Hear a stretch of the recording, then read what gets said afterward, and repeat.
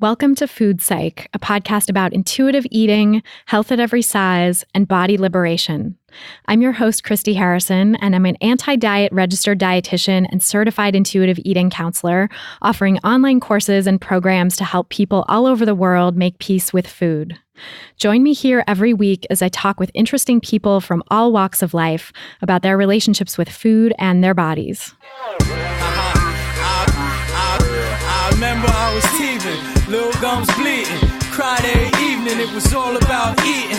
When I became a teen, it was all about beefing. Now I'm ready for the world, trying to sink my teeth in, stacking extra. Hey there, welcome to episode 132 of Food Psych. I'm your host, Christy Harrison, and today I'm talking with Meredith Noble, a certified body trust provider and life coach who helps plus-size people find food and body peace. We talked about how intuitive eating becomes intuitive living, the importance of finding a health at every size and fat-positive community for being able to find body acceptance, the problem with diet culture and how it's embedded and sort of wormed its way into our medical community, how to give ourselves space to feel our feelings, and so much more. It's a really, really good episode, and I can't wait to share it with you in just a moment. But first, I'll answer this week's listener question, which is from a listener who just gave their name as an RD, who writes, "Hi, Christy, where can I find a how-to on how to start listening to the podcast? Do you have suggestions on which episodes to start with?" So thanks for that great question. And before I answer, just my standard disclaimer, which might not apply here, but it's that these answers are for informational and educational purposes only and aren't a substitute for individual medical or mental health advice. So I love this question, and I swear it's not a plant because it totally sounds like it could be just me asking it myself because the person just says an RD, but I promise someone actually wrote in with this question a few months ago, and I picked it to answer today because I've been meaning to create an updated Getting Started episode for quite a while, so this will help me do that. Because right now we have a Getting Started episode that's at the beginning of the feed, like the earliest one in the Food Psych feed that I recorded, I think a couple years ago to help people get started with the podcast. And now it's sort of outdated. So I want to create this updated one because I have a lot of new resources for helping people get started in a more up-to-date way. So the best episode to start with is episode 127, which is called Intuitive Eating and Health at Every Size FAQs with me and Ashley Saroya, my administrative and community manager. So we recorded that to give people an overview and definitions of the key concepts we cover in the podcast. And that episode is really great, both for people who are brand new to the anti-diet movement and just getting started, as well as people who've been part of it for a long time, because it goes into some nuances and details that are helpful even for folks who have been familiar with these concepts. And then from there, after you listen to episode 127, you can listen to some of the episodes that we reference in that episode because we mentioned quite a few other episodes in the show notes for that episode. Or you can check out a few of our recent fan favorites that I think really help clarify what diet culture is and how it steals your life. Because I created this metaphor of the life thief to help describe how diet culture steals your life, you know, your joy, your spark, your creativity, your time, your money, your health, like all of it, right? Your whole life. And my work is really devoted to stopping the life thief and helping you reclaim your life. So these episodes that I'm going to list here are some of my favorite resources for learning to recognize the life thief and really spot the diet culture patterns that show up, like to understand what diet culture is and then to fight back against it. So the first one that I'll mention is episode 106, which is How to Stop Pursuing Weight Loss with writer and activist Ijoma Oluo. I love this episode so much. It's a fan favorite too. So you can tune into that one to hear her share why she gave up the pursuit of weight loss even though she had supposedly succeeded at dieting, like she was a weight loss quote unquote success story. But she stepped away from the scale and she made peace with her size because weight loss wasn't all it was cracked up to be. And you'll hear her share why. She also shares why worrying about your weight robs you of your life, like that life thief aspect of diet culture, sort of at the moment-to-moment level. And she also shares how you can help stop obsessing about your body and start to think about other things that really matter to you. She also shares how food insecurity affected her relationship with food and how it affects people's relationships with food in general. And I think that's a really important aspect of making peace with food as well. So definitely check that one out. It's episode 106. Then there's episode 121, which is called The Truth About Diet Culture, and it's with cultural historian Emily Contois. So you can listen to this episode to hear us discuss the history of diet culture, like the roots of it. Where did it come from? What is it? And how did it get here? How did we get to this place where diet culture is Western culture, basically? She shares how political power increased the pressure on women and femmes to restrict their eating, why we need an intersectional approach to healthcare and food access, the religious undertones to our food behavior, which is a super interesting topic that'll come back later in this Getting Started episode. And she also talks about gender roles in food and lots more. So it's a really great episode with a historical perspective. And I think that's really good for anyone who wants to understand the roots of diet culture and how we got here with someone who is brilliantly smart and has researched all this stuff and devoted her academic career to researching diet culture.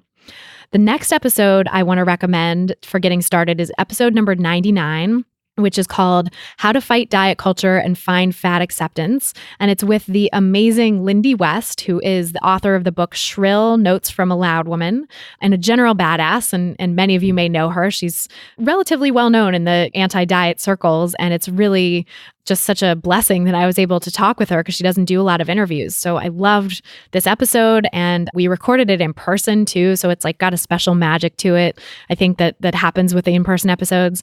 So check it out to hear Lindy share how she became a fat acceptance activist, the roles that feminism and body positive imagery played in helping her reject diet culture, her experience of finding love in a larger body and what that was like, and then how thin allies to the fat acceptance movement can help as well. And we talked about so much more. Those are just some of the highlights, but I think it's a really wonderful episode. And so you should definitely check that out. It's episode 99.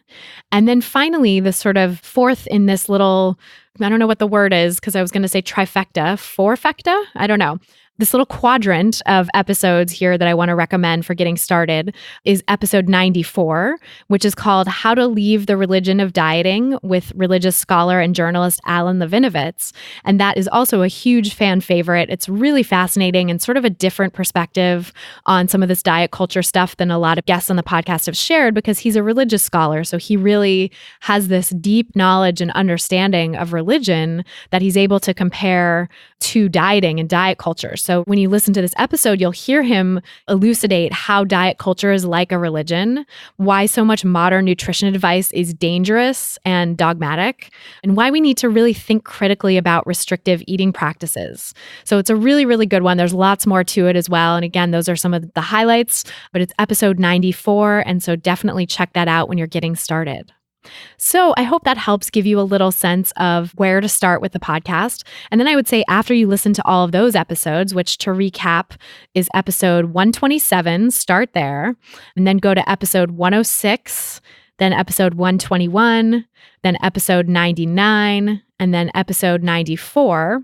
So once you've listened to those 5, then I would say go wherever sort of strikes your fancy. You can go to the most recent episodes and work your way back. That's really what I would recommend is starting the most recent, after these top 5 fan favorites, go to the most recent and work your way back rather than starting from the beginning and working your way forward. Because at this point, I have evolved so much in my thinking since I started the podcast. I started the podcast way back in 2013, and actually the first season now, which is 2013 to 2014, is only available as a premium subscription. So you can get that by going to christyharrison.com/premium. That's christyharrison.com/premium if you want to hear our first season. And that's a really fascinating sort of time capsule into where this podcast began. And I think it's great for super fans of the podcast to hear what our roots are, basically. But the podcast has evolved so much since then. And so season 2 is the first season available on, for free on every podcast provider. But I've evolved in my thinking, and the podcast has evolved in its direction so much since then that I think the earlier episodes, especially the first few in season 2, just don't really represent what the podcast is about anymore. There's a couple of exceptions to that, like the first episode with Isabel Fox and Duke and the episodes with Katie Dalebout in season 2 are more in line with what we're doing these days. They were sort of like planting the seed of where the podcast would ultimately go. But there's still a lot of stuff that I was learning and evolving in my philosophy as a healthcare provider, as an intuitive eating coach, an anti-diet dietitian, as well as a podcaster, So there's, like all of us, and this is something that I say all the time, like everyone living within diet culture, healthcare providers start out rooted in the diet mentality. That's just kind of how everyone starts out in this culture. Well, really, we start out as intuitive eaters and then we're indoctrinated into diet culture. And then we sort of have a long journey out of it. But so like most healthcare providers, that was my journey too. And when I started the podcast, I definitely I still had one foot in diet culture and one foot in the anti-diet paradigm, I would say. And so it wasn't until, a couple seasons in that I really made this firm commitment. And now we're in season 5 as I'm recording this. So, it's been several years that I've been practicing and podcasting from this anti-diet place. There's no shortage of content on this podcast that comes from that place and is really rooted in the anti-diet movement. But I would just say the earlier episodes are just interesting, but they're not as much of an anti-diet stance as the more recent ones are. So I hope that helps give you a place to start with the podcast, and thank you for your question. And to submit a question of your own for a chance to have it answered on an upcoming episode, you can visit christyharrison.com/questions. That's christyharrison.com/questions. Then if you want a whole library of answers from me to help you make peace with food, learn to trust your body, and reclaim your life from the life thief that is diet culture, join my online course, which is Intuitive Eating Fundamentals. Course participants get the chance to ask me any question they want in an exclusive monthly Q&A podcast. And that could be you when you join, right? You can have that chance too. And people really love that aspect of the course. One of my participants just wrote this comment in our Facebook group when I posted the latest one. She said, "Thank you so much for these Q&As. I'm new to the course and these Q&As are invaluable to me. More often than not, I stop in my tracks wondering for a second if I wrote the question you're reading out because I could have written 90% of them. What a treat that you take so much thoughtful time to answer direct questions in addition to offering such a wonderful course. Highly unusual. Thank you, thank you, thank you." So if you're ready to become an intuitive eater and leave diet culture behind once and for all, and you want to join this incredible community of people who are on the same path, you can learn more and sign up for the course at christyharrison.com/course. That's christyharrison.com/course. We're brought to you today by Joule Sous Vide by Chef Steps. Are you a dinner party host looking for a foolproof way to get perfect meats, poultry, and fish? With Joule Sous Vide, every home cook can create chef-level dishes thanks to precise temperature control. Joule makes sure your food will never over or undercook, so you're free to focus on your guests or whip up some amazing sides. There are more than 100 recipes in the video-rich Joule app to help you cook almost every protein from meat to poultry to fish to eggs, plus desserts and veggies and lots more. And if your guests are running late or your appetizers and cocktails are taking you longer than you expected, it's not a problem. Joule is ready when you are, so your food won't overcook. Joule, perfect food every time. To get yours, visit chefsteps.com/Joule and use the code FOODPSYCH to get $15 off for a limited time. That's chefsteps.com/JOULE, the French spelling, and use the code FOODPSYCH, FOODPSYCH, all one word, at checkout. And now, without any further ado, let's go talk to Meredith Noble. So tell me about your relationship with food growing up. This is an interesting one for me. I've thought about it a lot, and I remember a lot less than I feel like I've heard other people remembering. I think I had a pretty normal relationship with food growing up. I learned later that my mom consciously tried not to influence my food too much. So I guess the one thing that I did have was that we were not allowed candy freely, and we were allowed to have $1 worth of candy per week. So that was the precious item to me, was that candy. And my parents kept candy in the house, and I knew where it was, and I would always be looking for it and trying to take just enough to satisfy me, but not so much that they would notice that someone was missing. So it was this game of how to be incremental with it. And then also on the weekends, when I got my $1 worth, I'd be at the corner store, picking out $1. And I actually had an embroidery thread box that had 20 different holes, those ones that just have all the little compartments.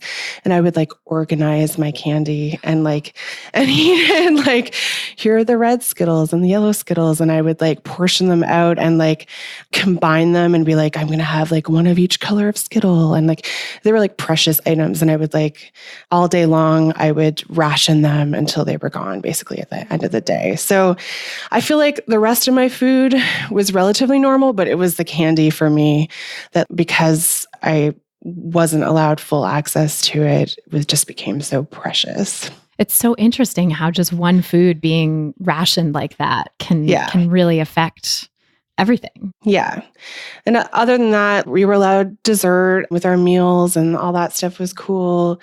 And my parents weren't ever really on diets. Like the most I ever witnessed from them was, my mom would always ask for like the smallest slice of pumpkin pie possible, just like that. Like it was not dieting official, like I'm on this program and that program. It was just to kind of watch what you eat, just a slight tone within the household. Yeah, which is so interesting, right? That sneaky dieting that people don't think of as dieting. It's not an official diet. Yeah. And I looking back, I'm like, it could have been way worse. Like I've heard so many people who were like put on their first diet, at extremely young ages. And I'm so grateful that I didn't have that. But the candy stuff I know did set me up for like when I became old enough to like have my own money and have more influence over what I was eating day to day. Like there was definitely like, oh my God, candy, I can have as much as I want. And I think that kind of set me up for my later binging that I got too much later in life, as it was always like sweets that for me were like my go-to. That's interesting. Did having access to candy later when you were a teenager and stuff and able to buy your own food, did that eventually take some of the preciousness away from it? Or do you feel like it always had that tinge? I feel like I never quite got to the point where it was like, this is normal. I can have as much as I want now. I feel like I probably always ate more than my body actually wanted, just because there was that psychological piece of like, I'm not going to be able to have this later, so I've got to eat it all now. Right. Of course. Yeah. That's scarcity mentality. Yeah. Yeah. But the rest of your relationship with food didn't have that, it sounds like. Yeah. It was only, I was a pretty average sized kid. And then when I hit puberty and beyond, like when I was like age 12, age 13, that was when I started to put my weight on. And that was when I was kind of starting to hover around like the line between straight sizes and plus sizes. And that was where my relationship started to get a little more turbulent, because now my body was involved in it. Whereas the shape and size of my body was involved in my relationship to food. Whereas before that, I don't remember having many thoughts or reflections about my body at a young age. It was like, I just remember so clearly when I was in grade 8, like having to buy a certain size of shorts. And that was really painful for me at the time. Yeah. So that comparison of comparing your body to some external standard. Yeah. And that standard kind of being set for me. Like if all clothes were available in the same stores, I don't think it would have impacted me in the same way. Right. But it was like, now you're different. You have to go shop in this other place, but none of your other friends have to shop at, and you can't go shopping with your friends and shop in the same stores as them. That was really isolating. Yeah, I bet. I mean, shopping, I remember for myself anyway, at that age was so socially pivotal, to be able to go shopping with people was an important social experience. Yeah. Yeah. And when you're different and you don't have any friends your size, it's really hard. Despite that, I somehow got through high school without any major dieting. Like I think it's funny, I remember doing a speech on eating disorders when I was in grade 8. Like we had to do public speaking, and that I chose that as my topic for some reason. I just was really interested in those issues. And I almost feel like some of that awareness and my budding awareness of feminism and also this home environment where there was only mild influence in that direction and not strong influence in that direction, I feel like I was semi-protected from some of that. Definitely. Yeah. Like you didn't have the dieting come in early on and get you when you were vulnerable as a teenager. Yeah. I did some, mild restriction, like some, skipping of meals and things but it was never long lasting. And I, there was discomfort with my body, but there wasn't enough motivation to do something about it. And I feel like I had a strong understanding that like fad diets weren't going to work. I knew that, but I didn't really know about anything other than fad diets, I think. So I was just like, okay, I guess this is what it is. Right. Yeah. I mean, that's protective, it sounds like, to have that awareness. It was. But also, I totally identify with that feeling of like sort of low level body dissatisfaction and experimenting with different kinds of restriction, but never actually clicking into something. Like that was definitely my experience of teenagehood as well. The sort of protective environment of the family too, that wasn't encouraging me to do that either. Yeah, exactly. Yeah. And really the body dissatisfaction, I feel like it mostly came up when clothes shopping, really for me. I remember so clearly being in fitting rooms with my mom and just having these discussions. And, there were a few things said like, well, you could do something about it, or you could just watch what you eat a little bit more. And maybe that would, make a difference between which side of this line you're on. There was a little bit here and there, but not that much. And it wasn't until my mid-20s that it was a doctor who said, you need to do something about your weight and you should go do Weight Watchers. Did that like have more impact than your mom saying it then? Like that it was a medical professional? It did. And my reaction, like looking back on it, I got angry at my family. I remember so clearly going back to my family and being like, why didn't you tell me this was a problem? Why didn't you put me on a diet? Which now I'm just like, oh my God, thank God they didn't, right? And I feel so guilty about having that reaction at the time. But at the time I was just like, why don't all doctors do this? Like, how could I forget how old I was, honestly, like maybe 25 or something. And I was just like, I've had so many doctors up to this point. How come this is the first one who told me that I needed to lose weight? This needs to happen more. And I just got so angry and kind of self-righteous about all of it. Yeah. No, I had a very similar experience actually with gluten, where I was eating disordered. I was already restricting heavily and, doing over-exercising and doing things that were causing hormonal imbalances and problems for my body. And I was going to all these doctors and everybody was like, well, we don't know what's wrong with you. Like we're doing a bunch of tests, we're ruling things out, but it's hard to say what this actually is. And I was eventually diagnosed with Hashimoto's thyroiditis, which I do have, but wasn't explaining all of the stuff that was happening. And so I went down my own internet rabbit hole and was like, oh my God, gluten, this was like 2003. So it was before the whole gluten-free craze was happening, but it was still these little pockets on the internet and these little message boards. And people were looking at the very nascent science and being like, maybe gluten is to blame for hormonal abnormalities or whatever. And I really bought into it. And I went to a doctor who finally sort of co-signed that and was like, yeah, I've read some of the research on gluten. Maybe you should try it. And, for me to sort of hear that from a medical professional, even though now that I'm a health professional, I know that they're probably just like, I don't know, sure. Yeah. But it felt like authority, it felt like permission and sort of justification from a healthcare provider. And so then I was like, why did nobody tell me about gluten before? Why didn't any of these providers know about it? And now looking back, I'm also like, geez, thank God nobody recommended it to me when I was in the real sort of heart of my eating disorder. But even still, like having that sort of pseudo permission from someone to do it was keeping me from full recovery, Yeah. So yeah, probably a lot of people have experienced that too, right? The sort of medical provider saying something and it just feels like, oh my God, why didn't I hear about this sooner? Mm-hmm. Yeah. And that anger that comes as a result. Mm-hmm. And I feel like there's a lot of anger towards Western medicine it's complicated, right? Because there's some justification for it in certain cases. Mm-hmm. Like now I'm angry that nobody recognized my issues with my food and my eating and exercise as being the cause of all those hormonal abnormalities. And someone probably should have picked up on that, right? Mm-hmm. But also doctors aren't gods. Like we have to know that medical providers are just human beings too, right? And they have training and they have continuing education they have to do, but they also have really busy days where they're not able to read up on the latest research, or they're not necessarily trained on every single little minute thing that could come up, or don't get any training on eating disorders. And the training that they get on weight is very biased and very not health at every size oriented. Yeah, totally. It's been interesting for me to make this transition from being a helping professional to being a helping professional and reflect on that. And oh my God,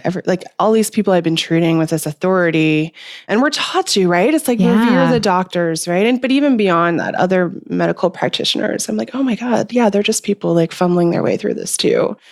And I'm sure I could have reached that conclusion at the time, but you're just kind of like in this, you're swimming in it and you're just like, oh God, they know everything and I don't. And yeah, there's a strong reverence as a result. And they have a lot of power. Especially when you're confused and you don't know the answers yourself, right? And your body is feeling like it's betraying you or something. It's easy to sort of put all the authority outside yourself. Yeah. Yeah. I struggle with chronic pain, and just the number of times I've been like, okay, maybe this person is going to be the one who helps. Maybe they're going to have all the answers. And like for a while you put all your eggs in that basket, and then the basket falls apart and you move on to the next basket. Totally. Yeah. I know. It's interesting, the dynamic of like healthcare practitioners versus everyday people. Right. Yeah. And the hope that they hold, right? That's sort of like that magical thinking around this person being able to help you. Yeah, because when this, she was just my PCP at the time, and she's like, well, the only one I know of that works is Weight Watchers. And I was like, oh, there's one that works. Oh, great. I'll go do it. I was like, whatever you tell me, I will go do. And that night I went home and like went on the internet, where's the closest group to me? Okay. And I was in from day one. Yeah. Well, it has that imprimatur of doctor authority. Yeah. And I trusted her that like, oh, it's going to work. Yeah. And within in fairly short order, it was working, and, with massive caveats around that I will get to in a moment. But like, from my perspective, it was working. I was seeing the weight drop off. I was starting to get the compliments, all the standard stuff. And so I was like, oh yeah, she's right. And then I started spreading the gospel, telling all my family, that was when I got mad. I was like, why didn't you tell me this sooner? And you should do this too. And started causing more harm, obviously. Right. Yeah. Because what ended up happening, right? It's like that was probably a short-term situation. Yeah. That was because I think, again, for me, it was my first real attempt. And I feel like those first attempts are often more successful for people, and that just gets harder and harder and harder. So for me, it just came off quite quickly, and I hit my quote unquote goal weight within, 6 to 8 months or something.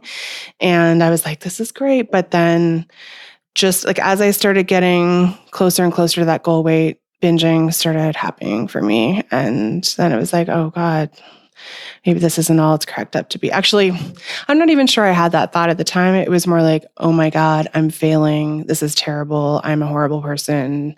Here I am again with no willpower. Oh, yeah. Those kinds of thoughts. You blamed yourself. Absolutely. And had binging ever occurred for you before? I feel like I've thought about this a lot too. Was I binging before or not? And I think I was having kind of smallish binges. I think that because of that candy restriction, there were definitely times when I'd be going home and having a fair amount of candy, but it didn't have quite the same feeling behind it. There was a ton of guilt behind it that now I recognize as emotional restriction that was driving that happening. But when I also was adding physical restriction through the diet, that just it all exploded at that point, and it just took on a completely new turn. And that was when I truly started feeling out of control. And the shame, this low level shame of oh God, I'm eating this stuff and it's probably not good for me, just also skyrocketed, because it was just I'm completely out of control. I can't trust myself. I need to hide this from everyone in my life. Yeah. So it was more isolation. Yeah. I had my little drawer in my desk, and that was where everything was. And, I just remember so clearly, just having to be on guard when it was happening, and keeping that corner of my eye, looking to see, is my husband about to come into the room, and is he about to witness this? And he can't witness this. Wow. Yeah. That's so sad. Yeah. I look back, and at the time I was just so in it that I couldn't kind of get that outer perspective, whoa, this is totally messed up. I was just so in the shame that, it was just a spiral. And it was planned binges, but also, I just remember, in Weight Watchers, you have your certain points. And I just remember being completely out of points and being completely out of control. And I was trying so hard to only keep certain things in the house. I remember binging on things that were not particularly palatable, just out of desperation. Oh God, I can totally identify with that. Yeah. Yeah. When you don't have anything in the house, but your body is driving you towards, those foods that usually sweets or carbs or, the things that you are restricting. Right. And it's so interesting how diet culture just makes us blame ourselves. It's like it doesn't even occur to you, right? Yeah, it's so twisted. So bad. Yeah. I mean, nothing else on the market is like that. I think it's really fascinating to think about how dieting, and especially like a program like Weight Watchers, an official diet, it's like that's a product, or service or whatever you want to call it. It's something that you're buying into and expecting results. And like if anything else that you bought did that to you, you'd probably be more likely to blame the thing. Yeah. It's the one product where if it fails, the user blames themselves and just keeps going back and back and back. I remember near the end of this first like Weight Watchers thing, I don't know how close I was to my goal weight, but I remember someone, I have no idea who it was, floated the stat of like only 1 in 20 or like whatever, 95% of people are going to put the weight back on. And I remember so clearly being like, that is not going to be me. Like I have this under control. I know everything I'm doing. I'm the exception. And I look back and I'm just like, oh. Like, but I was in a place where like I had to make that be true in my mind, because otherwise I had invested all of this time and money and emotional energy on what, and they bank on that. That's what they want to happen. Yeah, when you're really invested in something, it's hard to walk away from without a lot of reckoning first. Yeah. And without sort of really obvious, like black and white evidence that this is not working. And I think it's sort of gray when you're binging because of a diet, right? Because it's like for a while, that reaction is not happening. Like for a while, the restriction, the sort of pure restriction works for most people. It's like however long it takes, and it's not always just overnight. So you can be like, well, for that 6 months or that 3 months or whatever the period of time is that it worked, it's like, it can't be the diet because it wasn't doing that to me then. Yeah. So it's sort of this delayed reaction, which makes total sense with the body's physiology, right? Because we're designed to be able to withstand famine for a certain period of time until our bodies really kick into high gear of like, all right, let's stop this. Yeah. Yeah. It's interesting for me because early on in my Weight Watchers experience, I found community, and a bunch of these young women like myself, we all created blogs. And we were all writing about our weight loss journeys. And we were on each other's blogs every day. Like we were just commenting, and like we had like everyone like visiting each other. And just to go back and look at those now, like from this other perspective, I'm just like, oh my God. So like I actually have like all these writings of just like this really tortured person who was really struggling. And I there was a moment when I actually decided I can't have everything public on this blog anymore. I have to create a private blog. And that was the point where the binging started, because it was like, this is so bad. I need to keep this behind closed doors. And I would let in my very close Weight Watchers friends, and we would still be supporting each other. But yeah, it's strange to go back and read all of that pain that was happening now. Yeah, I bet. And I think it's interesting too, this idea of community and support from other people, right? Because that's one thing about Weight Watchers, but also about like these unofficial diets or lifestyles, quote unquote, that people go on, is like, they do have a community around them, right? People are connecting with each other over this thing. And I've seen it with people doing like Whole30 or paleo or whatever it is, right? Like the modern version of that. It's like people are on message boards sharing like, oh, I'm binging on like dates or whatever, and what do I do about this, and getting support from other people. And there's something comforting and valuable, I think, about being able to share these experiences of disordered eating with other people and have them support you and like get it, right? Yeah. And validate it. So, and particularly for me, like it was the first time I had been in contact with people who were in larger bodies like myself, and were able to talk about these things. Like we just didn't really talk about it in any of my friend circles. In fact, like when I was in university, I was in engineering school, and the vast majority of the engineering students were Chinese Canadians. And so all my roommates were these Chinese Canadians who had very normal relationships with food and were in very small bodies. And I had no community at all. I was just like the fat white girl in all the pictures. And for me, having that community around the weight loss was just like, oh my God, there's other people like me who are also struggling struggling with this. And that was, in its own like weirdly disordered way, it was also very comforting, and like I'm not the only one. I bet. Yeah.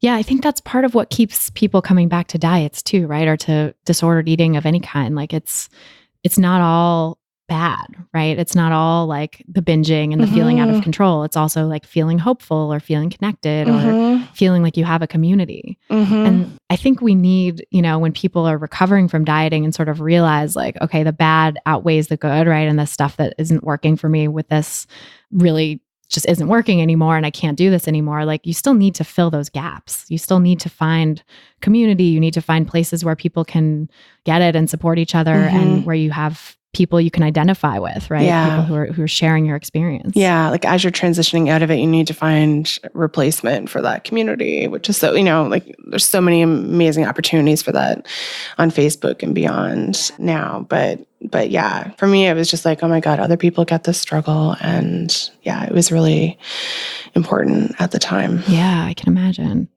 So what happened then? How long were you sort of in that limbo of like... Near the end of Weight Watchers for me, I started to look at like Weight Watchers is constantly evolving with their like formula and stuff. And the formula that was intact when I was doing it was like, this was the other totally messed up thing about it, was that it had a preference for foods that were higher fiber, and then it didn't want you to eat foods that were higher in fat. Oh boy. And so like everyone, to try to optimize to like have as much food in their belly as possible, would be eating like the super low fat, like high fiber stuff. And I think near the end, I started to reflect on that. And I started to learn more about nutrition. I was like, wait, like my body needs fat. Like, why are they demonizing fat in this way? And as I learned more about that, that enabled me to be like, you know what? This isn't working. And then I was like, maybe it's just that I need more fat. And then I was like, I'm going to like just eat clean. So that was like the eat clean, whole foods path. And at the time, I believe I was struggling with chronic pain, and I was seeing a Pilates teacher who also happened to be a holistic nutritionist. She's like, we can do an elimination diet and like see if that helps your inflammation and helps your pain. And so that just like gave me this like introduction to like all these, this whole other world of like food combining and acid and alkaline and just all this stuff, and it's nonsense. Yeah. Nonsense, absolute nonsense. But I basically was taught how to be, another type of disordered eater, right? From this extremely well-meaning professional. And it just kind of continued like that. Then I, found that didn't work, and I found another food coach and another food coach. And I worked with someone for, like, God, the amount of money I spent on this, like just reflecting, like I was having all this private coaching, was working with this other holistic nutritionist later. And eventually she said, clearly this isn't working. I only know of one other alternative. Oh God. And sent me to this program that was based on bodybuilding and was even more intense and more disordered. And, I won't go into all the, everyone knows all this crap is out there, and it's really incredibly problematic. But I had come down off the end of that. I had to leave early because my pain was a problem. And also I was just the shame and the binging just all cycling around, and there were all these body measurements we had to take. It was just horrible. And I was just in this hole of like not doing anything. I was just like eating whatever I wanted. And because I just didn't know what else to do. And I was just so despairing at that point. And that was around the time that this really hateful video about fat people was published on YouTube. Yes. And I wrote an essay about it. And it was really scary because it was basically called Dear Non-Fat People. And I shared it with everyone I knew. And like before I knew, like 1,000 people had read it. And it was just all about like what it's like to be in a larger body and to try to create some empathy in these people who had never had the experience of being in a larger body. And it was through that video that I found Haze, because someone was like, hey, you might be interested in this health at every size stuff. Because it sounds like what you were doing was sort of coming to fat acceptance. Yeah, I don't know if it was pure. I don't even know if it was fat acceptance at the time. It was just like if you haven't tried to lose weight before, like you don't have any idea what it's all about. And I managed to like find some research to say, like it was research we use in the HAES community now, like saying, you know, it's possible to be in a larger body and be healthy and, you know, all these kinds of things. So it was like proto-HAES for me. It was just like these tiny little stepping stones. Yeah. I was like partway there, but not like I was missing 99% of it. But then once someone told me that this existed and I started reading about it, it was just like, oh my God, like I was so ready because I had just gotten to the end of my rope. And I was just like, I know I can't do that anymore. And everything I read was just like, yes, this validates everything about my experience. Like, oh my God, I was actually having a very normal reaction to these extremely disordered things that I was doing. Yeah. So you were kind of having that experience of validation that you maybe had with the Weight Watchers community too, but in a way that was actually a much healthier validation. Yes, exactly. Really supporting you. Yeah. And it was like, oh, this is why it hasn't been working. It hasn't been working because it doesn't actually work. Right. And no one ever told me that. Oh, that's so liberating too, to really, really internalize that message. Mm-hmm. I was just so ready for it at that point. And I know not everyone is when they first come across HAES. And, you know, lots of my clients have maybe danced with it at times before and just weren't quite ready and needed to try something else to like really convince themselves that, no, this isn't working for me.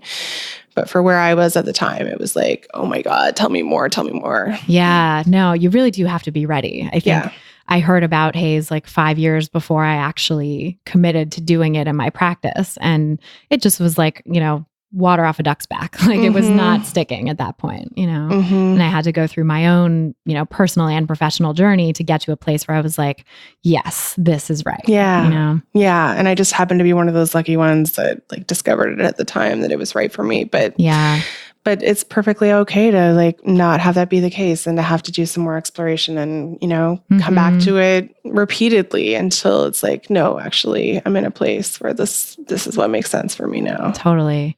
Yeah. I hear from a lot of people listening to the podcast that that's what they do, you know, that they'll sort of dance around it or they'll listen for a while and take in the ideas and fight with them. And, you know, sometimes people are very, I mean, I was too, when I first heard these ideas, sort of angry about them. And like, you know, I think there can be this sense of betrayal almost that like, this is undermining everything you thought you knew. And so you get mad at the new paradigm sometimes instead of, you know, getting mad at the old paradigm, but there's also this anger towards the old paradigm maybe too. And it's just like total confusion, really, confusing, right? Yeah, totally. It's so confusing. Yeah. So I think people need their time to really circle around it and sort of get to feel like, okay, I really know deep down that diets are not for me, that this is not the answer, and I need to find another way. Yeah. And what you're basically describing is that grief process, right? And like spending a lot of, it's so normal to spend a lot of time like dancing around that denial or the bargaining, or like I've heard so many people say like, well, what if I just lose weight and then do intuitive eating, or those sorts of things where we're just kind of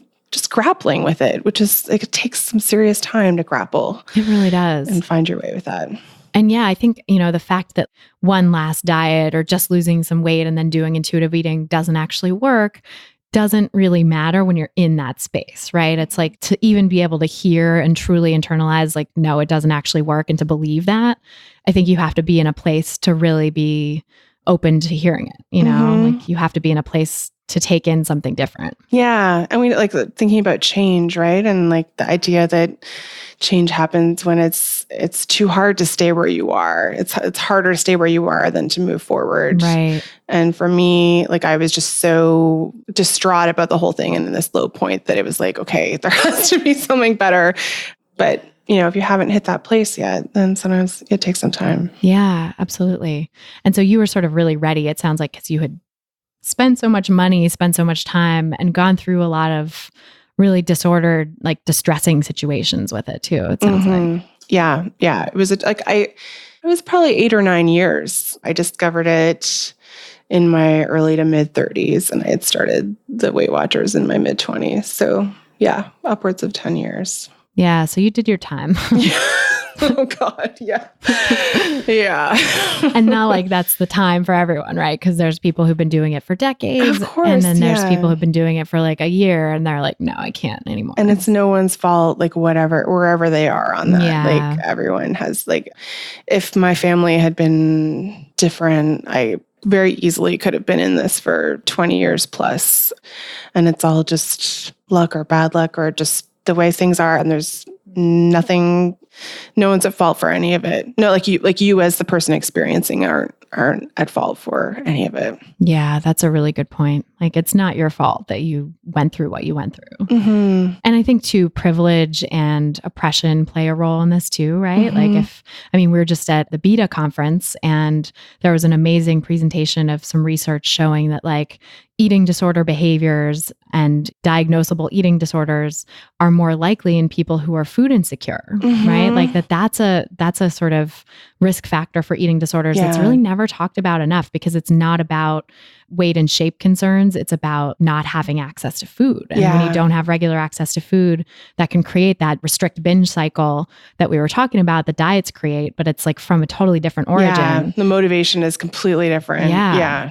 So, and that's one factor I think that can make it take a lot longer for people is if you grew up with food insecurity, right? Yeah, absolutely. And I was privileged in pretty much every way. I had teachers for parents. We were doing fine financially, a very loving home without neglect, without abuse, even my size privilege, like I wasn't really a chubby child until I hit puberty and that's all really, really different for many people. And I acknowledge that I had it like quite easy compared to many without those privileges. Yeah, same. I like to acknowledge that. That's another thing I really appreciated about the Beta conference too, is like every speaker started by acknowledging their privilege. Mm-hmm. And I feel like that's very important, and relevant to sort of say like, our experiences might be different than other people's experiences because of privilege, because of the intersecting identities that we and other people hold. And so that's everybody's story is different, right? Mm-hmm. Yeah, and not necessarily extrapolatable. Right. Yes. Yeah, everybody's journey is going to be different. And some are really messy and, or they're all messy, but some are messier than others, I guess. And that's okay. You know? It's just going to take as long as it takes. Mm-hmm. Yeah, exactly. So when you found Health at Every Size and started to explore that world, how did it change your relationship with food and your body? Oh my God, it changed everything. Like, honestly, that as soon as I learned about the concept, because at the time I learned about it, I was not physically restricting. I was just eating things and feeling like crap about it. Right. I remember I was working in Manhattan and I would go out for lunch and I would just spend time like wandering around the restaurants, like, what am I going to eat? And I kept saying like, I want to eat mac and cheese, but oh my God. And, I just buy it and feel horrible about it. And then once I learned about Health at Every Size and all of these concepts and learned that emotional restriction was a thing, it was like, oh my God, if I don't feel guilty about this, like things could be completely different. Like that was kind of the linchpin.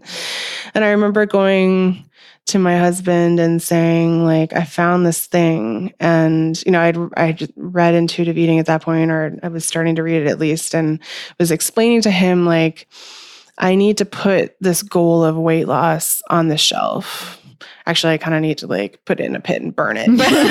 Like, I forget what I said to him exactly, but I was just like, I need to give up on this. In order to like even begin experimenting with this, I need to be able to put that away. And I need to know that you're okay with that.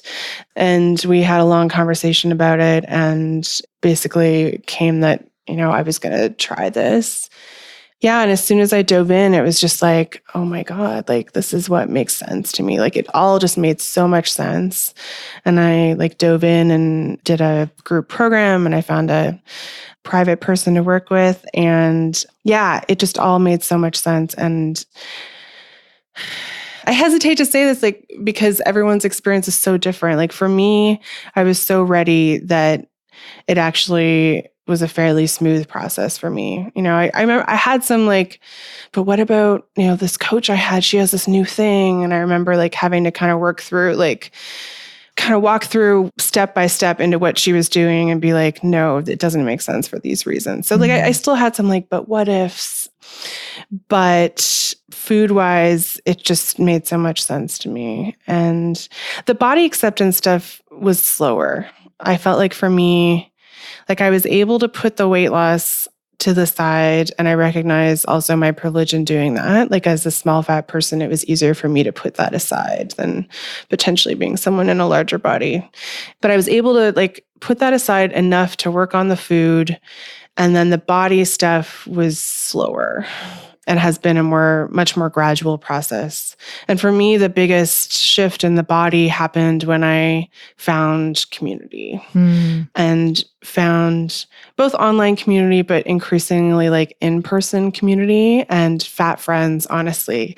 Like just being in community with these people who were also, they accepted their own bodies, they accepted my body, and I could just be in this space where like, it just my body did not matter at all. And that was what made it increasingly possible to like start to cultivate my own body acceptance. Yeah, like they modeled it for you and sort of gave it to you so that you could start to give it to yourself. And it's not even like they were 100% there either. They were probably at a similar place to me, but there was something about like we were all just working on our own stuff. And I often feel like acceptance of other people's bodies is a stepping stone to acceptance of your own body. So we were probably all kind of in that place where we could respect and admire admire is like maybe not quite the right word, but just appreciate each other's bodies and be really honest, neutral to really positive about each other's bodies. And then that created the space for us to do our own inner work. Yeah. That's kind of the way I think about it.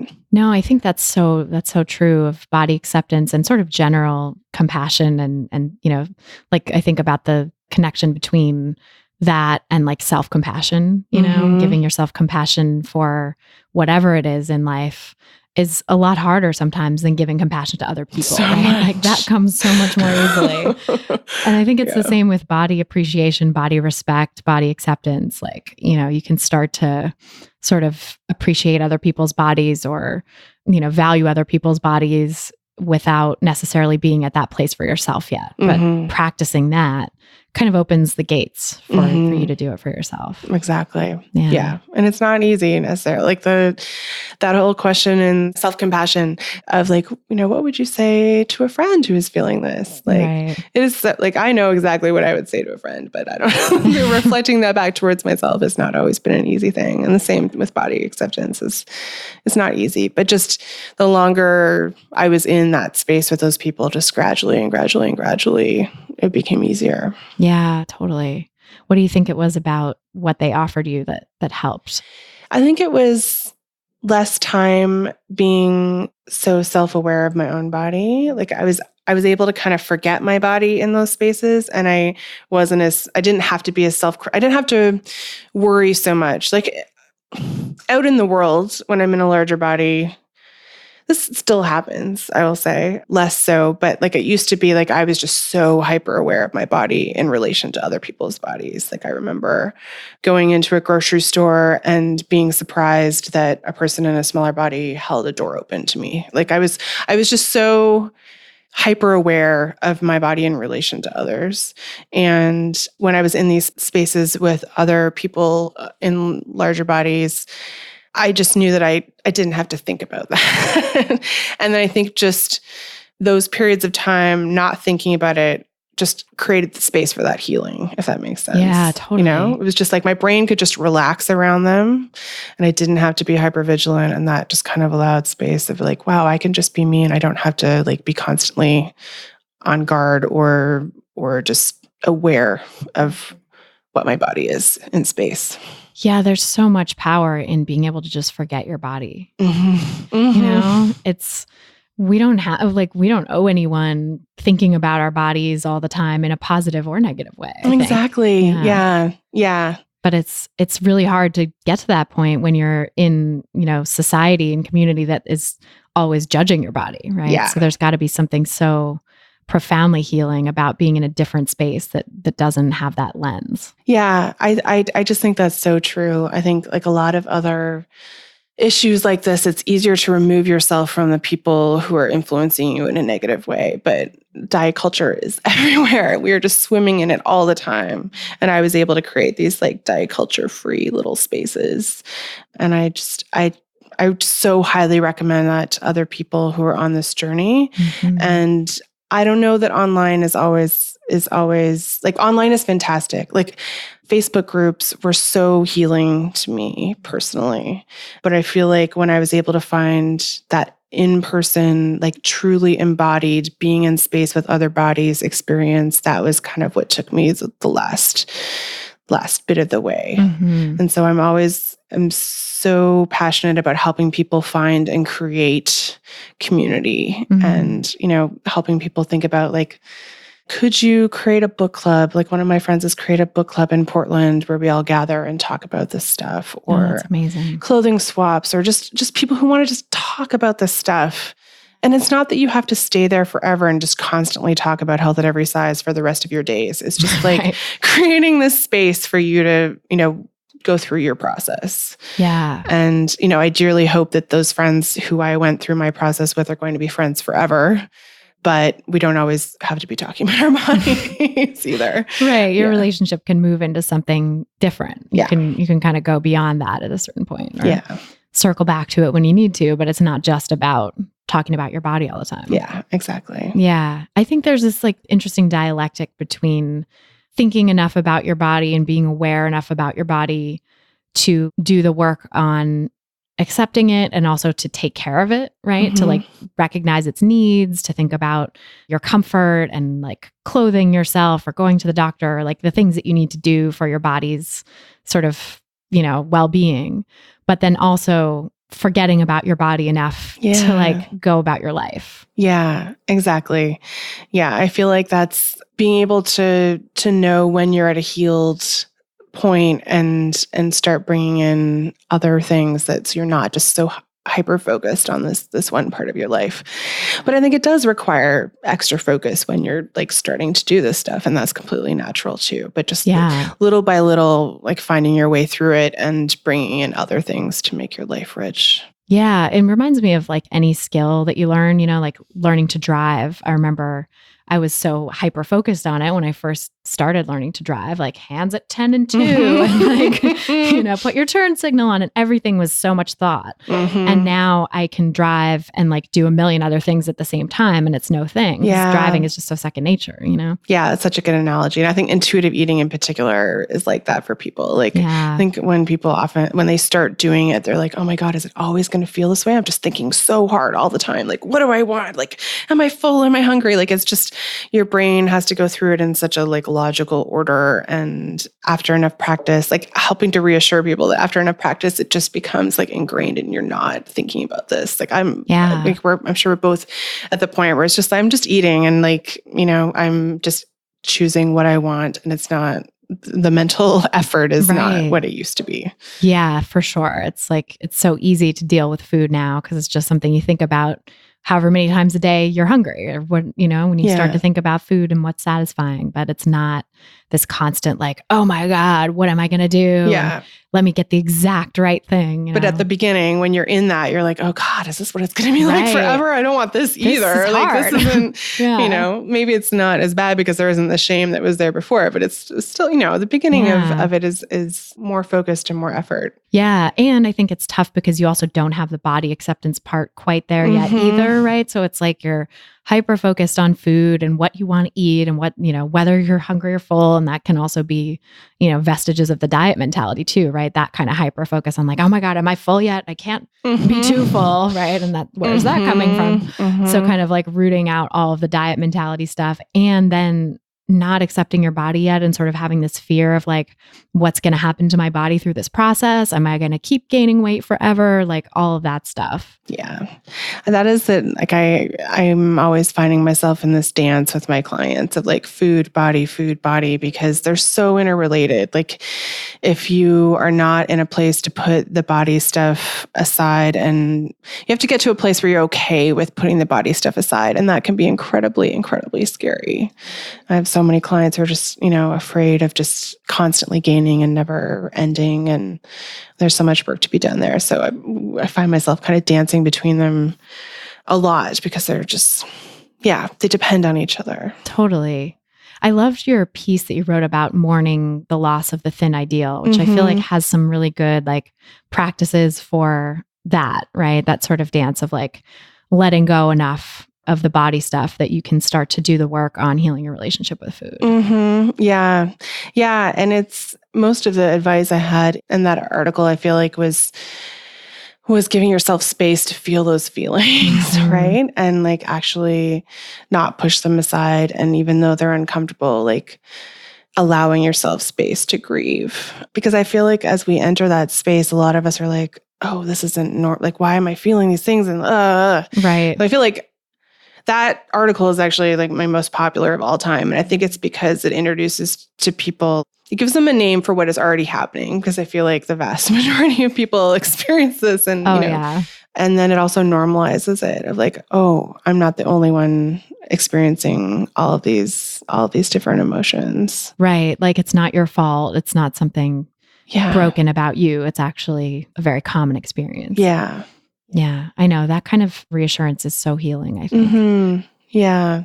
And then just giving yourself space to actually feel those feelings, because in our society, we're just taught like, oh my God, uncomfortable feeling, push it down, push it down, push it down. Yeah. Do anything to get away from it. Which is definitely my personal experience. Oh, yeah, same. So hard. Yeah.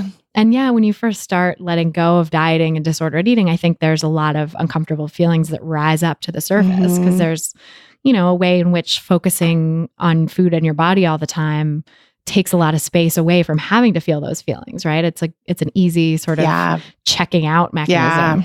Yeah, that is so true. It's like, you have to sort of go through this mourning process and like learn how to feel your feelings at the same time almost when you're first doing this Which work. is a lot. Yeah. It's a lot. Yeah. Totally. I felt fortunate. Like I had kind of discovered somatic experiencing and mind-body techniques of like feeling emotions through the body before I found HAES, because I had pursued it for my pain stuff. And having those tools in my toolbox to work on the emotions that were coming up as I moved through this. And those are the ones like that I mentioned a lot in that article. Like actually like finding that curiosity, like where am I feeling this grief in my body? Where is that anger? Where is that sadness? Those kinds of things. I know somatic experiencing was so huge for me too in my recovery. Like it was this sort of missing piece of connecting back to what am I actually feeling in a given moment? Because I would walk around all the time like so tense, so angry, like not knowing what was actually happening and just sort of feeling like, gotta get through the day, and like pushing myself. And to sort of be given space to say like, okay, what are you feeling and where does it live in your body was profoundly healing and also like so scary at first, to sort of be like, I'm going to be engulfed by these emotions because they feel so big because I have just not been focusing on them whatsoever. Yeah. It takes practice to sort of get used to like actually feeling into your body. Yeah. And there's very understandably a lot of fear there because that's what we're taught in our society too. Talking about like, we're taught about diet culture, but we're also taught that like emotions are unsafe and like unpleasant and are just going to stay around forever. I feel like that was the biggest thing I learned in that training was that actually like if you allow yourself to feel those emotions, they're kind of like a river. Like they want to keep moving and flowing, and it can feel scary, just pause and be with them, but they want to be felt and they want to like move and evolve. Totally. Yeah. And it's sort of like the river was dammed up for a while. So there's going to be a big, there's going to be a big overflow at first, but it does kind of like chill out after a while too. Yeah. I found therapy so helpful with that. I mean, I think, somatic experiencing techniques can be kind of scary to wade into on your own especially if you're dealing with trauma, like a trauma history. Yes. So working with a professional on it is super healing and Definitely. helpful. Yeah. Yeah. And just having a therapist, I managed to find someone who just wove it into all of her work, and it was really lovely. That's awesome. Yeah. That's so great. So how did you sort of make the transition from your own personal healing into doing this work? What was that like? It happened quite quickly because as soon as I discovered this and started integrating it in my own life, I was like, oh my God, why doesn't everyone know about this? Yeah. Like, why? Like, everyone else is just like, has no idea this existed. And I didn't either until, just a couple of years ago. And I was just like, everyone needs to know this. And it just happened to coincide for me with burning out in my other job. So I had been a user experience designer and researcher for about 12 years in various agencies and had all of these. Yeah, it was just a very difficult environment for me. I was a people pleaser and had very high standards for myself, perfectionist, all of those qualities. And being in client services, trying to make people happy all the time, both my own bosses as well as myself, as well as my clients, it just eventually kind of chewed me up and spit me out. And that happened like pretty much concurrently with my HAES journey. And through the help of a really amazing therapist, I finally came to the awareness that I needed to make a change.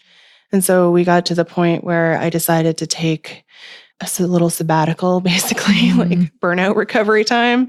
And, all in the back of my mind was like, do I want to do this? Do I want to do this? And I just tried to leave space for that question to percolate. And then a few months into that sabbatical, the answer was just so clear. Like, it was so scary, but also it was like, I need to do this. Like, I just felt so called to it. And I'd already done the hard work of like kind of putting at least a pause on that other career, which made it more possible to just transition into this. Yeah. Yeah. Yeah, that is hard to decide to leave something or to even take a break from it. It's like, that's that sense of investment that you were talking about earlier, when you've invested so much into some career or some part of your life, like it takes a lot to say like, you know what? I'm going to walk away from this, or at least take a pause and like take a step back and assess. To acknowledge that it's not working. Yeah. And it had been my identity too. Like I put everything into my job for 12 years. I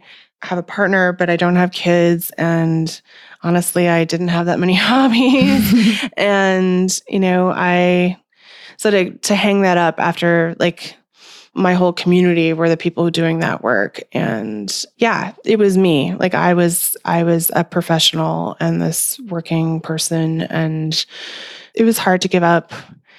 And I, still consider like maybe dipping my toe back in that water, but it was really painful too.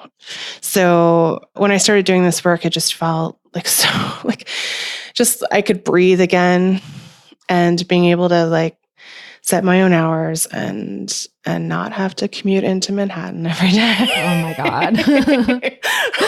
I'm so glad to not be doing that either. Yes. I mean, anyone who's out there doing that, I feel for you. I know, totally. Yeah. I definitely feel for you. Yeah. But yeah, I fully identify with that too, as my former career in journalism, going to, work in offices and being an editor and having this identity as a magazine person, and then just recognizing like this isn't working for me and this is kind of sucking my soul away when I had also put so much into that. That was like such a thing that I hung my hat on, and to step away and say like, I'm going to go back to school and train for this other career and change courses completely and like don't know what's on the other side.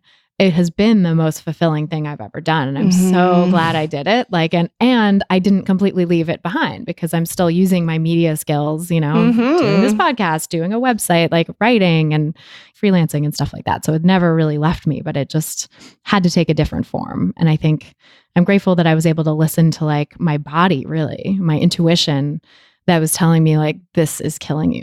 Yeah, exactly. Like it was all the work that I had done up to that point, like the same thing, listening to my body, but also like HAES itself, it's so compassionate, and just finding new compassion for myself and where I had been. I think that allowed me to hang up that particular hat and get to a place where that would be okay. And if I hadn't discovered HAES and had that I just moved through all of that food stuff, I'm not sure that I would be where I am now. Well, like I literally wouldn't be because I chose to go into this work, but also just in terms of my own personal development, I'm not sure I would have been able to quit my job because it was the work that I did as part of HAES size. I'm using it as such a shorthand, like, right. but health at every size, but like that larger whole, movement, body liberation, but size acceptance, fat activism, like all of that stuff. I'm using it as a shorthand for that. The inner work of like realizing it was okay to just be me as I was allowed me to be like, okay, what I am is not someone like, not someone who wants to just be beating up on herself all day about like this tiny mistake she made in this wireframe or whatever it was at the time. Yeah. And being able to transfer those skills, as you exactly said with the journalism, like my whole job was learning about people and knowing them really deeply to design things in a way that would be useful, usable, delightful to them. And now I can just translate those skills in a different way. Yeah, in a way that's more nourishing to you personally too. Like so much more. Yeah. When I was doing my work before, like for anyone who doesn't know what that is, like I was working with large companies to design these like massive websites. And I always felt like there was like the idea of doing good work. I could imagine, even when I was in the research lab working with people who were using the things I was designing, and I was like seeing them use it for the first time and like seeing like, oh, this is so easy. Like there was satisfaction there, but not the same kind of satisfaction as when I'm in the room with someone working on this really intimate stuff and seeing them like visibly relaxed when I say it's not your fault or things like that. It's just so much satisfying, and it's just such a deeper way for me personally anyway. No, I hear that too. That's exactly how I feel. It's like when I was editing someone's story and they would be grateful that I had made their points clearer or their prose really shine or whatever. Like that was satisfying, and we would talk about ideas and have sort of meaningful conversations about that. But like, it's a different thing to talk to someone about their relationship with food and their personal journey, and I think, one of the most gratifying things to me about doing this work is kind of like what you said, where when you heal your relationship with food and your body, and when you do the work to understand it and sort of tune back into your intuition, that spills over into other areas of your life so much that you wouldn't have been able to tune into otherwise. Yeah. Because you sort of practice it and you get the hang of like, what does it feel like to trust your intuition? What does it feel like to trust your body's wisdom and to know that your body and your brain are working together on your behalf, in this one realm of life? And then you can kind of sense that and notice when it's happening in other areas too. Yeah, absolutely. I trust myself around food, but I trust myself around so many other things beyond that now in a way that I didn't before. That's so beautiful. Yeah. Oh, I love it. Well, tell us more where people can find you online and learn more about your work and where your beautiful website is located. It's so gorgeous. Thank you. So my company is called Made on a Generous Plan, and my website is generousplan.com. And yeah, having come from this field of digital design, web design, et cetera, it was really important to me to create a website that was going to be really, truly valuable to people, even beyond people who were my clients. So there's a lot of resources there, books and podcasts and videos to watch, and my own writing, of course, too. And yeah, which is wonderful. People should totally check out. And tell us about the story of the name, like Made on a Generous Plan, because I really love it. Yeah. So I found this little piece of prose in a book called Zaftig. So if anyone... It's an art book of women in larger bodies. And they, along with the art, they have little snippets of poetry and prose. And I found this quote in there: "If you've been made on a generous plan, you have qualities that littleness can never possess. Who with any authority has said that slender persons are of the best type? Only carry yourself well, be reposeful and stately, with a brain that sits supremely on the throne of your being, and you may come into your kingdom of power and love." And when I read that, it was just like, what? And it's actually from this etiquette book from like 1897 or something like that. And I'm sure the rest of the etiquette book was very, problematic by our current standards in many ways, but it made me reflect on so many things, like the idea that like beauty norms are constantly changing, and that, these people back before the turn of the century were able to say like, there's nothing wrong with being in a larger body, and thinking about how that's changed in the 120 years since then. Yeah. So it made me think about that.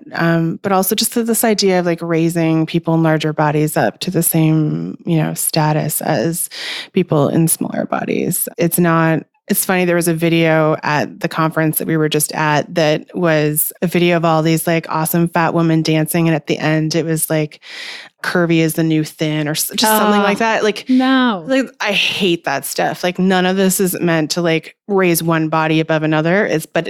Like what's important is raising all bodies up to the same level. Right. And so that's how I like to think of the phrase. It's not saying that people who are made on a generous plan are better than those in slender bodies. It's just saying we have other, we have qualities that are different and those are just as good.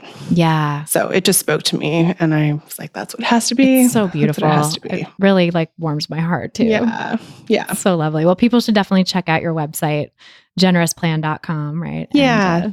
And, follow and you I'm online also, and all that good I'm stuff. on Facebook and Instagram and Twitter and all the usual places as either some formulation of made on a generous plan or generous plan, depending on the platform, sadly. Yeah, what was available. Yeah. That's awesome. Pretty easy to find. Yeah. Well, we'll link to that in the show notes so people can find you and follow you all over the place. And I do one-on-one work both online and in my new home of Portland, Oregon. Mm-hmm. And I'm also starting to do workshops and group programs and things like that too. So that's so fabulous. Yeah. I'm really excited about that. Thank you. Yeah, me too. Thank you so much, Meredith. It's such a pleasure to talk with you. Yeah, such an honor. Thanks so much for having me. Aww. So that's our show. Thanks again so much to my pal Meredith Noble for joining us on this episode, and thanks to you for listening. If you're looking for some practical tips to start putting intuitive eating into practice in your life, grab my free quick start guide, 7 simple strategies for finding peace and freedom with food. It's like a bonus podcast episode to help you stop dieting and get free from the life thief. Just go to christyharrison.com/strategies to get it. That's christyharrison.com/strategies. If you've gotten something out of the podcast, please help us reach more people who need to hear the anti-diet message by sharing this episode on Apple Podcasts or iTunes or your favorite podcast platform, whatever that is. So sharing on the Apple platforms helps bring us up even higher in the podcast rankings so that more people can discover us and so that we can continue to drown out the pro-diet messages and keep rising higher in the health category. You can also leave us a nice rating and review in your podcast provider of choice, which is another way to help new listeners find us and just makes my day. To get full show notes from this episode, including all the resources we discussed, head over to christyharrison.com/132. That's christyharrison.com/132. This episode was brought to you by Joule Sous Vide by Chef Steps. Great cooking is part art, part science. Joule Sous Vide takes care of the science, cooking meat, fish, and poultry to perfection with precise temperature control. Joule, perfect food every time. To get yours, visit chefsteps.com/Joule and use the code FOODPSYCH to get $15 off for a limited time. That's chefsteps.com/JOULE and use the code FOODPSYCH, all one word, at checkout. Food Psych is edited and engineered by Podcast Fast Track. Our administrative and community manager is Ashley Saroya, and our album art was photographed by Abby Moore Photography and designed by today's guest, Meredith Noble. The music you're hearing behind me now is by a band called AWOL, and the track is called Food, used under the Creative Commons license. Thanks again for listening, and until next time, stay psyched. Stupid or scared, no work in the kitchen now. Who put you there in that perfect position now? Bullies want your food, and you ain't really beat. Have you ever went over your friend?